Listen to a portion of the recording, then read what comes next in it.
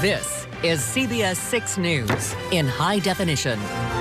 Good evening and thank you for staying with us for CBS 6 News at 5:30. I'm Liz Bishop. And I'm Jerry Gretzinger. In just a matter of months, healthcare exchanges will be available here in New York, and depending on where you work, you may be forced to join one. Jennifer Lukey joins us live in the newsroom tonight with the real deal on how they work and what you should be doing now to prepare. Jen? Well, Jerry, the folks who really need to pay the most attention when they get their benefit information this year are those of you who work for a small business. If your employer has less than 50 full-time employees, they will now be able to transition you into one of these healthcare exchanges in lieu of offering you a traditional coverage plan. In most cases, the employer will still contribute to the cost of your healthcare, but come October, they won't have to. The Affordable Health Care Act is forcing changes that may soon take the middleman, or in this case, your benefits department, right out of the equation when it comes to choosing your health care plan. The employer could say you're going to get $250 a week. Here's access to the portal, here's access to the different plans. Pick the plan that's right for you and your family, and here's how much we're going to contribute, and you can contribute all or the rest. Keith Dolan has spent the last few years counseling businesses on changes to the law.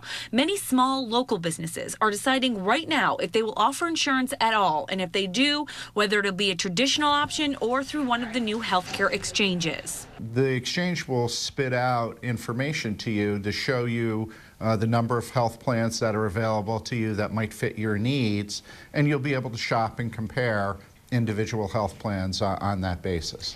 The thought behind the exchanges is that it's less overhead for small businesses, and more competition among insurers, in theory, might mean a better price for consumers in the end. But a consumer will probably see more benefits on the exchange than they did in years past. I'm not so sure they're going to see lower costs.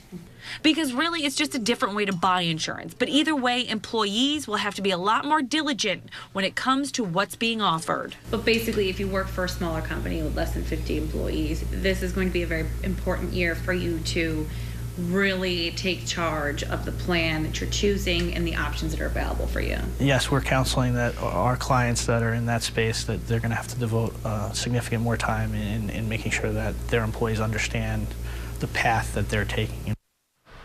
Now, as he said, they are counseling the employer to counsel the employees, and they will have to do that. They'll have to inform you before open enrollment that you are transferring to a health exchange. They're obligated to walk you through the process, but it will be a lot more legwork.